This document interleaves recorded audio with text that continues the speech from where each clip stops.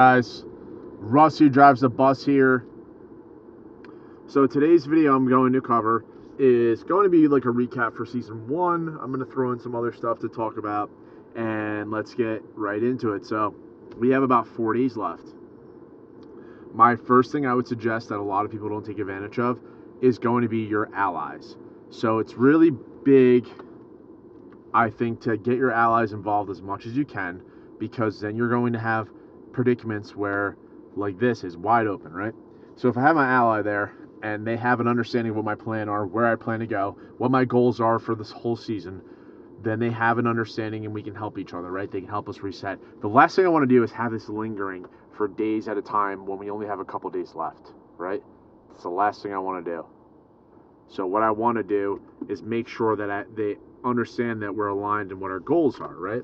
Especially season 2, it becomes a lot for members to have an understanding. Season 2, you have to cooperate a lot, and it takes a lot to work as a server and with your allies.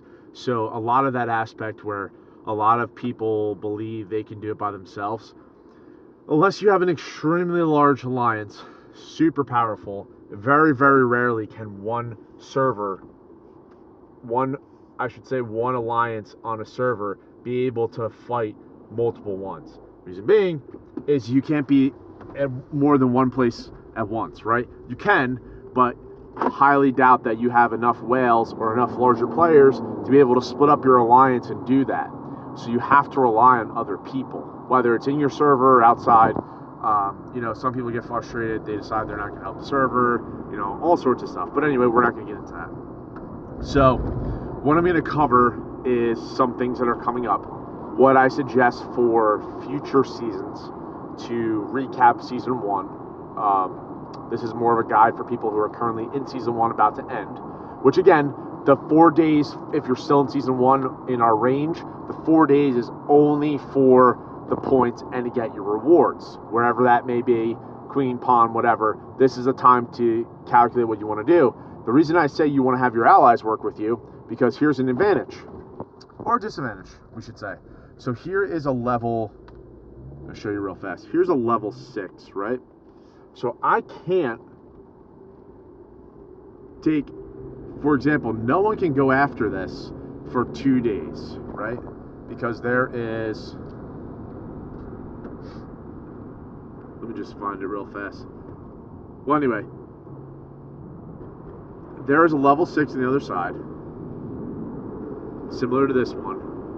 It has about a 2-day reset, right? Here it is. So if someone wanted to attack this, they would have to time this as soon as this opens up.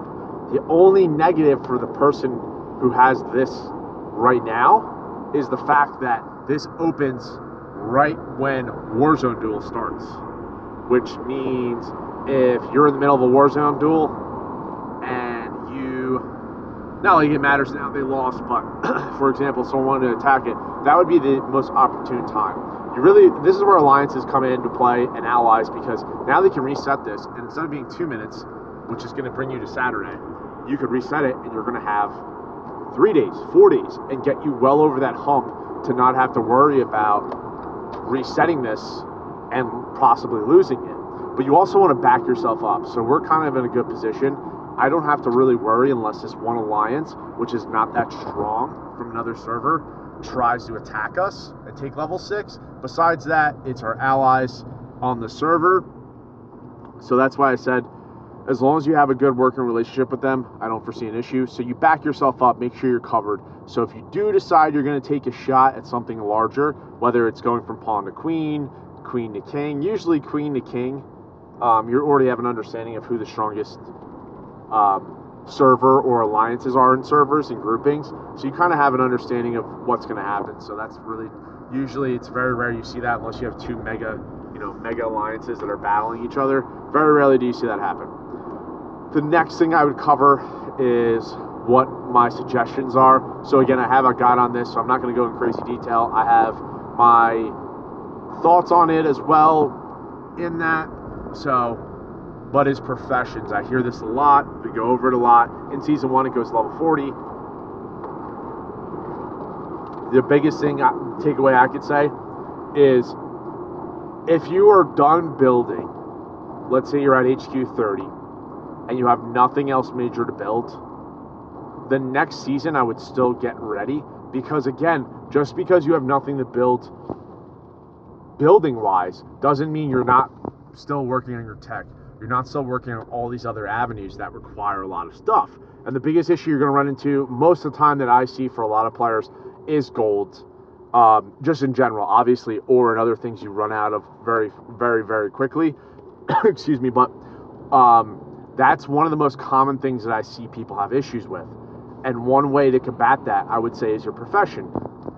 I would start it in the beginning.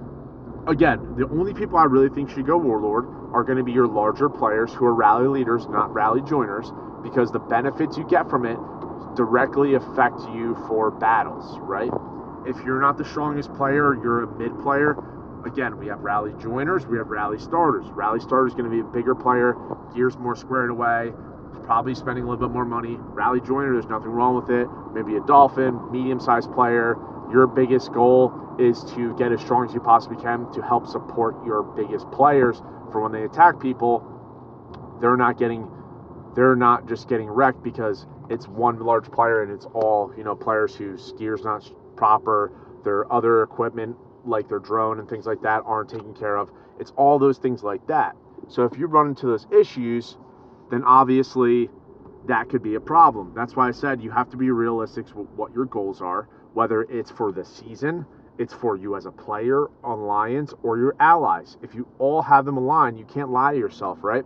If you say you're a rally starter, but you're really a rally joiner, it doesn't lie, right? Obviously, it depends on your spending and everything like that. So just keep that in mind when you're doing this, what your intentions are. I always like the profession with engineer because you get so much more perks at the beginning.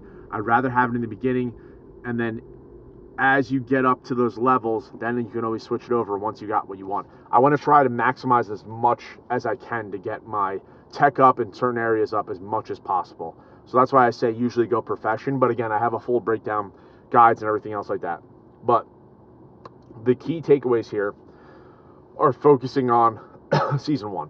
Make sure you have your allies. Make sure you have an understanding what your plans are, what your realistic expectations of goals for your alliance are. And then if you're going to take a shot, it's best to make sure everything's squared away with what you guys captured and stay in that position. If you're going to take a shot, make sure you're squared away. So if you swing for the fences and miss, it is what it is. It's not going to hurt you, and it's not going to affect you guys and drop you lower. That's the last thing you want to do is say, yeah, we're going to go for level 5 or, go for another level 6 and become queen.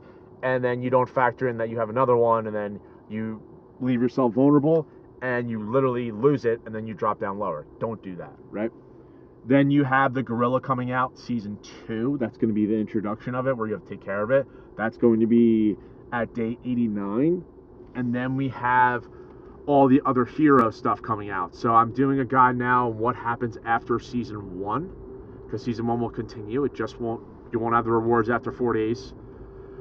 Everything that's set will stay there, like I talked in a previous video.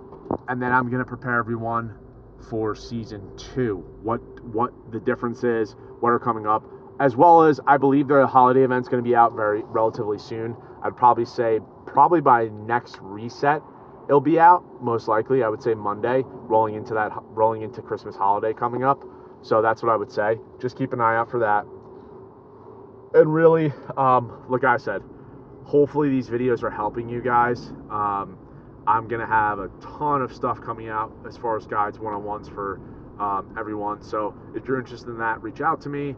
If you like these videos, share, comment, share them with your friends, family.